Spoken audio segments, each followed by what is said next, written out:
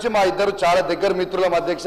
తనని నేను చాలా గౌరవిస్తాను అధ్యక్ష. నేను ఎప్పుడన్నా వేములవాడకు పోయినా కూడా నా దర్శనం కూడా తనే అరేంజ్ చేస్తాడు అధ్యక్ష.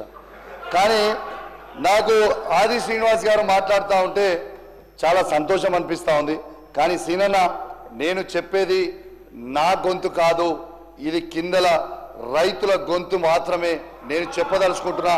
నేను మిమ్మల్ని విమర్శిస్తలేను, నేను మీకు ఏం చెప్తలేను, నేను కేవలం మీకు సూచన మాత్రమే ఇస్తా ఉన్నాను. మీరు తప్పకుండా ఇవన్నీ చేస్తే రేపు మీకే భవిష్యత్తులో మంచుకుంటుందని చెప్తున్నా తప్పితే, లేకపోతే మీరే ఇబ్బంది పడతారు. నేను అట్లాంటిది కానీ నేను రాజకీయం ఎట్లా చేస్తలేనని చెప్పి ఈ సందర్భంగా మీకు కూడా తెలియజేస్తున్నా. మళ్ళీ తర్వాత నేను సీతక్క గారిని కూడా నేను ఏమనలే అధ్యక్ష. సీతక్క గారే నన్ను అన్నారు నేను హైదరాబాద్లో ఉంటున్నాను అన్నారు. కానీ తను ములుగుపోతలేరు, అప్పుడు బాగా తిరిగి ఇప్పుడు తిరుగుతలేరు అనేది నేను అన్నా.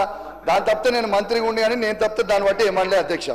అధ్యక్ష ఇలా అప్పుడు ఇప్పుడు ఎప్పుడు ప్రజాక్షేత్రంలో ఉండే మనుషులు నిన్నగాక మొన్ననే పోయొచ్చినాము. కాకపోతే అసెంబ్లీ నడుస్తుంది కాబట్టి ఒక మినిస్టర్గా నేను కూడా ప్రిపేర్ కావాల్సినటువంటి అవసరం ఉంది కాబట్టి ఈ టైంలోనే ఇక్కడ ఉంటాం. కాబట్టి నన్ను తిరుగుతలేదంటే మరి నువ్వెంత తిరిగినావు నేనెంత తిరిగినావు ఒకసారి మీ ఏరియాకు నేను వస్తా, మా ఏరియాకు నువ్వు కూడా రా. ఎన్ని ఊర్లు నేను తిరిగినా నువ్వెన్ని ఊర్లు చూస్తావు. అట్లనే ఇంకొకటి సార్, ఆత్మీయ భరోసా, ఇందిరమ్మ ఆత్మీయ భరోసా.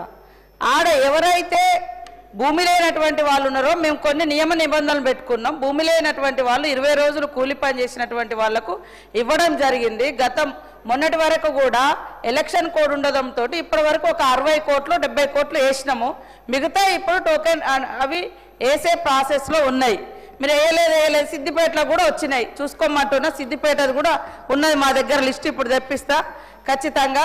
కాబట్టి మీ హయాంలో 500 కోట్ల ఆసాంలకు రైతు బంద్ వేసారు, గుట్టలకేసారు, పుట్టలకేసారు. పేదోళ్ళ గురించి ఒక్కరోజైనా ఆలోచించి, పేదోళ్ళ గురించి ఒక్కరోజైనా ఆలోచించిరా?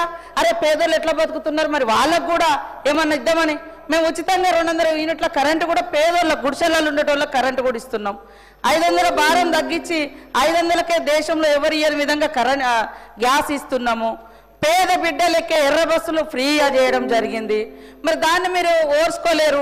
పైనుంచి మీరు తిరగట్లేదు. మీరు నీకు నాకు నీ లైఫ్ స్టైల్కు నా లైఫ్ స్టైల్కు చాలా తేడా తమ్ముడు. కాబట్టి వాస్తవాలు తెలుసుకొని మాట్లాడాలని కోరుతాను.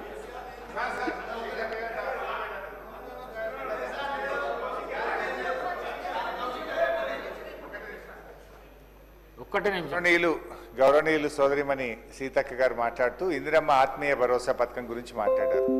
ఇందిరమ్మ ఆత్మీయ భరోసాకు ఈ బడ్జెట్లో 930 కోట్ల రూపాయలు బట్టి గారు పెట్టారు. 930 కోట్లలో ఎంత ఖర్చు పెట్టారు ఇప్పుడే మీరు చెప్పారు. 60 కోట్లు వేసినట్టున్నాము అన్నారు. పెట్టింది 930, ఇచ్చింది 60 కోట్లు. అంటే దాదాపు 870 కోట్ల రూపాయలు మీరు విడుదల చేయలేదు. Point number 1. పాయింట్ నెంబర్ 2, ఈ సంవత్సరం ఇందిరమ్మ ఆత్మీయ భరోసాలో ఎంత పెట్టారంటే కొత్త బడ్జెట్లో 600 కోట్లు పెట్టారు. అంటే దాదాపు 330 కోట్ల రూపాయలు ఇందిరమ్మ ఆత్మీయ భరోసాకు కోత పెట్టారు. అధ్యక్ష, ఈ రాష్ట్రంలో ఉపాధి హామీ కూలీలు 1,02,00,000 మంది ఉన్నారు. 1 కోటి